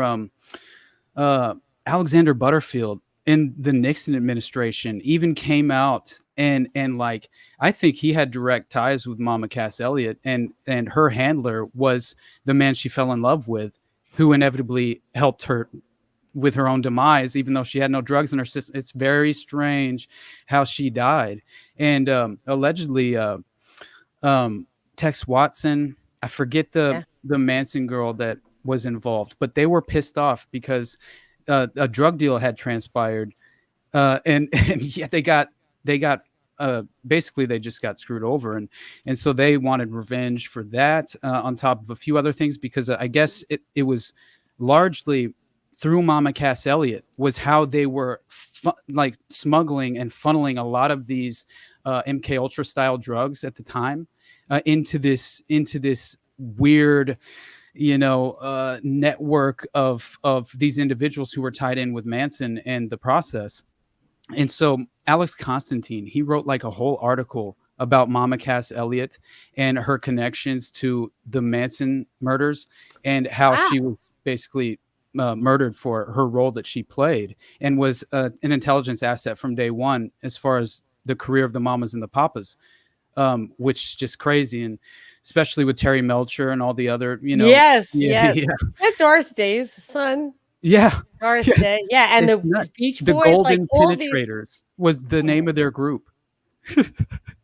Yeah. Yikes. The Golden Penetrators with the Beach Boys guy. And so, but just really quickly, because I think that you would love this, as far as the leading up to the murders, right? Of Sharon Tate. Real quick, we did let Monica know we'd try to get her out around here. Oh, shit. That's all right. I got 2 more minutes. Let's go to a quarter after. Yeah. I just heard that my son got home. My bad. Wow. Yeah, no, we're good. I haven't been looking at the time, I'll be honest. No, it's great. It's fine. I'm having a good time. Awesome. But anyway, I do think it's at least worth mentioning that Sharon Tate and Roman Polanski had been in Rome with Hollywood manager and owner of the infamous Cielo Drive house, Rudy Altobelli.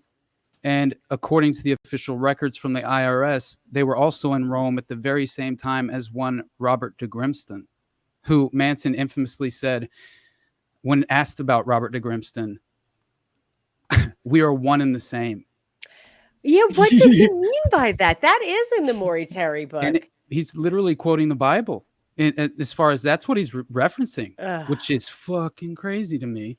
But I mean, a lot of people may not realize this. I mean, this is pretty common knowledge. But Roman, what did he get busted for? A 14-year-old boy later in life, or something like that? Was it a boy? I thought it was maybe it was a girl. Maybe it was a girl. I think it was a young girl. I think wasn't she in his family somehow?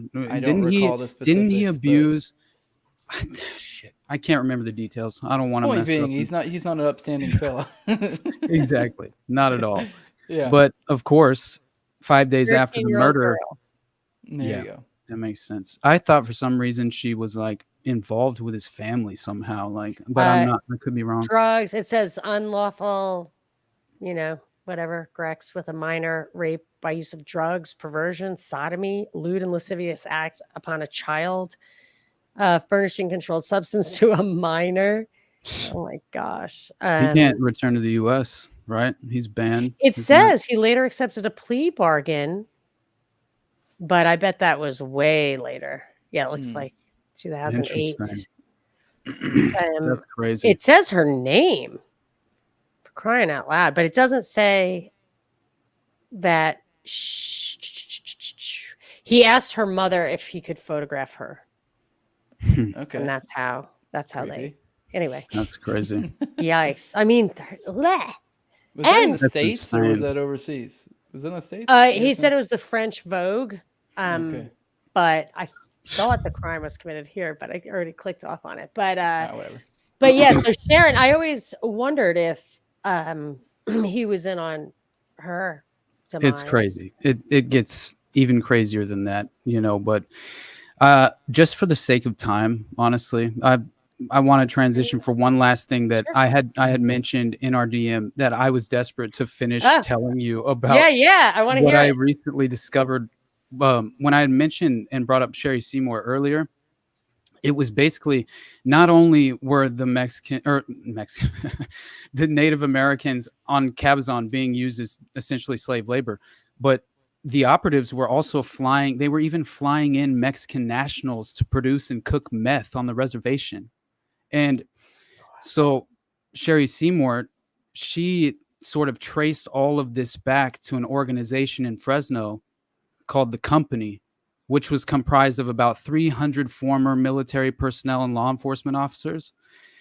They were importing, I think she said billions, but I'll say millions just to be a little more rational, but it could very well be. But millions of dollars of narcotics from Latin America. This company owned ships, airplanes. They were performing mercenary operations and gun running.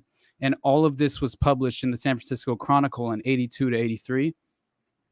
And there had also, apparently, I have to track down this original source article because I just found this earlier today. So I want that was Gary Webb's paper, right? Yep. So, and he was writing about that at that time. Yeah, See, that's the thing. Was that his research or her research? Like, that's what I wonder. Isn't that crazy? That very well could be the case, actually, now that you're saying that. But nonetheless, it's such a crazy story because there had also been a joint venture between the Cabazon Indian Reservation and Wackenhut Security Corporation to develop esoteric weapons like the rail gun and even included biological warfare. Yeah, because they can do stuff like that when it's not federal property, which is what was probably going on in Ukraine. Oh, no doubt. I would not at all be surprised. But the Wackenhut Corporation was originally founded in 1954 in Coral Gables, Florida, by George Wackenhut and three partners who were all former FBI agents. But in 1983, Wackenhut they received this 3-year, $81 million contract at the Savannah River Nuclear Weapons Facility in South Carolina, which was the largest paramilitary security contract ever awarded by the U.S. government at that time. And so Wackenhut outbid 18 other bidders to win the contract and brought in 460 uniformed security professionals and 50 administrative support personnel as part of just this single contract. But here's where it gets fucking insane. They brought hundreds of people onto that reservation? Wow. Here's where it gets insane. In 2002, the company was acquired for $570 million by this Danish corporation group, Falk. Itself then merged to form this company called G4S in 2004. Now in 2010, G4S Wackenhut changed its name to G4S Secure Solutions, and its America's region headquarters is in Jupiter, Florida. So on June 12th, 2016, Omar Mateen, who worked at G4S from 2007 until his death, committed one of the largest mass shootings in United States history at the Pulse nightclub. And his dad has a picture in the Oval Office, by the way. God. But you know what they do that for? You know why they give you pictures like that? Because when you're out, like making drug deals or arms deals in Syria, whatever, you're like, you know, they call me al-Baghdadi, but here's a picture of me with John McCain. Yep. Obviously, I'm not that guy. 100%. And, yeah. George Wackenhut himself had a picture with the president in his office. But yeah, it's crazy. So Mateen's employment as an armed guard, of course, what they like to say is help facilitate his access to firearms. But more so, I think is interesting that he had firearms refresher courses he took each 4 years at G4S. The company's inability to detect prior warning signals brought it under widespread scrutiny. Now, in 2010, Mateen was videotaped while working security for G4S at a site related to the BP oil spill. And the claim that Mateen had a family connection to Al-Qaeda and has said that he was a member of Hezbollah happened to originate from his co-workers at G4S, the security contracting firm. So this is apparently when the county sheriff's office called in the FBI. And according to reports from the Miami Herald and the New York Times, when G4S became aware that the FBI was investigating Mateen, they did not dismiss Mateen, but transferred him to the South Guardhouse of the PGA Village, a gated community in Palm Beach County. So the last point. Like a golf place? PGA? Yeah. Mm-hmm. So the FBI director, James Comey, would later repeat the claims allegedly made by Mateen's G4S co-workers that Mateen had made statements to his co-workers that were inflammatory and contradictory, and he claimed a family connection to Al-Qaeda and said he was a member of Hezbollah, a bitter enemy of the Islamic State. This is Comey's quote. He said he hoped law enforcement would raid his apartment and assault his wife and child so he could martyr himself. Oh my gosh, Comey I is a just thought, created person. He's like, yeah, I think they oh gave yeah, him like the psychopath test when he was 17, and because he no, was such a liar. And they're like, exactly. wow, I've Mhm. never met anybody like you before. He's not a great actor, but he's just so committed to the stories.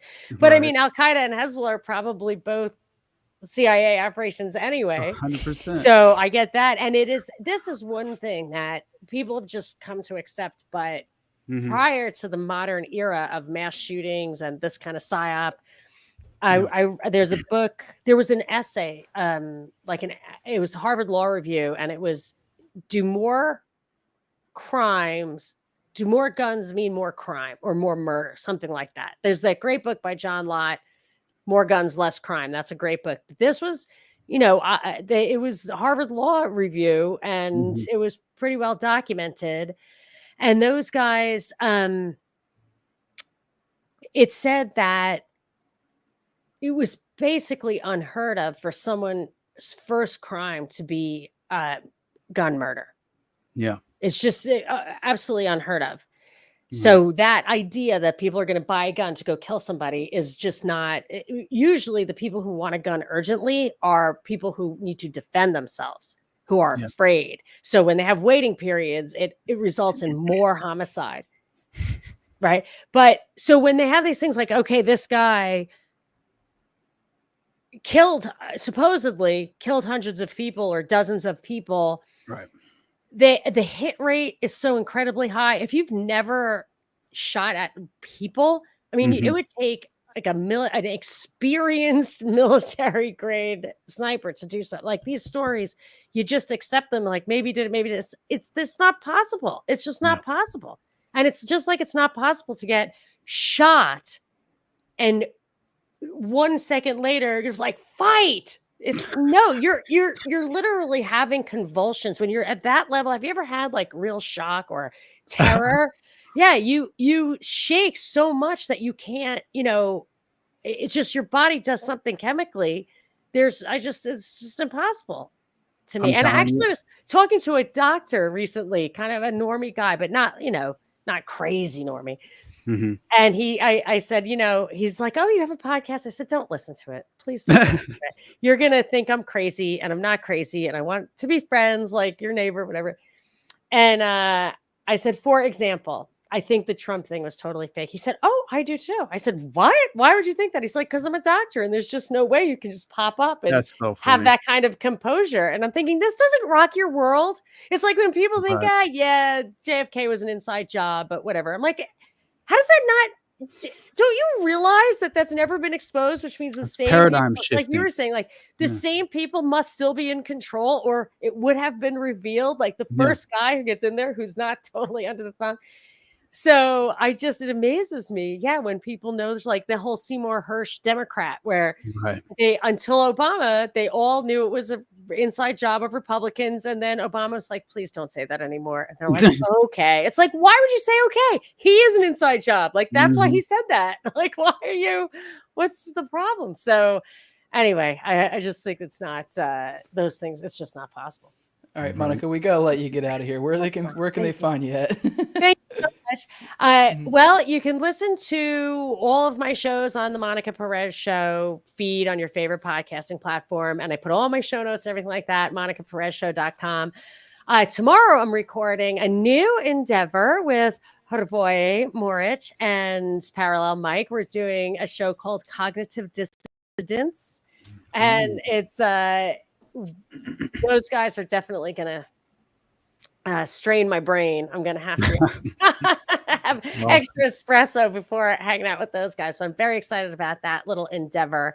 And what else? I do a live show on just all the kind of video streaming on Tuesdays and Thursdays at 2:00 Pacific. I'm such a New Yorker that I cannot get my mind around the fact that like I'm the Pacific one. 2:00 Pacific, 5:00 Eastern. But I love it when people come hang out because the chat is so engaging, and I miss live radio. I miss the live thing. So I like it when people just tune in, and then you get no commercials, which is fun. Awesome. Oh, yeah. Well, Awesome. I gotta say just one last thing to you, Monica. I had mentioned earlier off air privately that you've kind of had you've contributed deeply to my personal path, and I very much appreciate your perspective. Like, I've learned a lot from you, and also you were pivotal in throughout COVID when I felt so lonely in my ideas, in my moral and ethical foundation, and yeah, very isolated, and you were one of just one of the top few that I could rely on. And also, like I said before, I could send one of your episodes to even my mother, and she would be perfectly willing to open-mindedly, consider your ideas. And I just think everything you're doing is so valuable, and I appreciate you. Thanks for coming on. I'm so complimented that I could have an impact, and that your mom would listen. I mean, I did try to kind of reach across the aisle, but halfway through the COVID thing, if you were not like laughing at some of their claims. But yes, and as I said, like probably the best thing I other than would have raised a family, that if I made a contribution to this world, it was just the community that we formed. I knew people who met each other through the Propaganda Report, Discord, or whatever, who started podcasts, like numerous. I can think of 4 off the top of my head. And I just love that, because this is how we make connections. Because we're not going to make the connections in our own communities. There's not one neighbor I would feel comfortable. I don't even want them to listen to my show. I won't tell them I have a podcast. So crazy. Yeah, and this is how we stay sane. And it's this is a limited hangout, this internet, and we can make the most of it. And I love that I had a positive impact. Thank you so much. Hanging out for a limited time. Austin, where can they find you at, bud? Yeah, just follow me on Instagram at the Underclass Podcast. Follow me on Twitter at Underclass Pod. You can check out, any of my work at the Underclass Podcast. It's definitely subscribe to the YouTube. I'll probably do the Esalen Institute or something this time around. Ooh. Yeah, I think that would be fun. Ask me about that, Stuart Brand. Yeah. Awesome. Sounds good. But yeah, that's it, guys. I appreciate you. Well, you guys can follow me on Twitter at TowerGangJose. Obviously, I'm on YouTube, all the major Oddball Catchers, Rumble as well, all No Way Jose. Obviously, this show is hosted on No Way Jose and on Austin's channel on Underclass. So pick one. I don't care. Do one or the other. It doesn't matter. But definitely follow along. But if you want to support me monetarily, it's over at patreon.com. Just No Way Jose 2020. The lowest level is $2. That gives you the early episodes and also allows you to be a talking head for these if you want to. You could be alongside me, Austin, or you could have been alongside Monica for this episode. Also, my highest level is my sponsors. I read them off every episode. I have my co-host on Tower Gang at Tower Gang Toad. I have at Abrogate D's at ZOVERACK, then at _Infinite Zeal, then Jacob Daniel of the Biblical Anarchy Podcast at Biblical Anarchy, and the homie Tim Tuttle at Jolly on Klebold. Go vote for him in the great edit war that's happening on Twitter right now, which is dope. That is fun, dude. It's fun. And then also my buddy Will Bell, who has this blueberry rabbit eye wine, delicious stuff. Go check it out. You can get that online. And with that, we are out. Bye-bye.